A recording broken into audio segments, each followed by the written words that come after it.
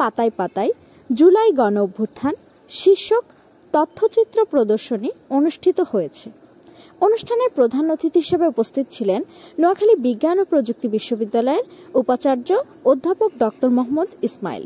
বিশেষ অতিথি হিসেবে উপস্থিত ছিলেন উপাচার্য অধ্যাপক ডক্টর মোহাম্মদ রেজাউনুল হক, ছাত্র পরামর্শ ও নির্দেশনা বিভাগের পরিচালক মোহাম্মদ নিজামউদ্দিন, বাংলাদেশ তরুণ কলাম লেখক ফোরাম নবীপ্রবীর শাখার উপদেষ্টা সাজ্জাদুল করিম সহ বিভিন্ন বিভাগের শিক্ষকবৃন্দ।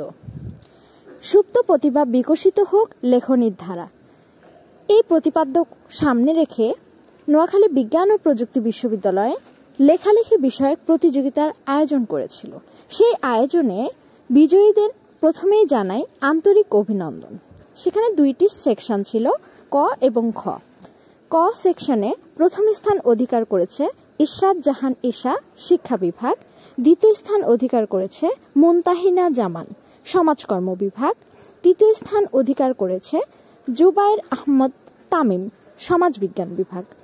খ সেকশনে প্রথম স্থান অধিকার করেছে ইবাদুর রহমান, বিজি ডিপার্টমেন্ট। দ্বিতীয় স্থান অধিকার করেছে সাইদ সিকদার, আইন বিভাগ। তৃতীয় স্থান অধিকার করেছে মোসাম্মদ শামীম আক্তার, আইন বিভাগ। তথ্যচিত্র প্রদর্শনী উদ্ভাবন শেষে ভিডিও কনফারেন্স রুমে সংগঠনের নবীনবরণ উৎসব অনুষ্ঠিত হয়।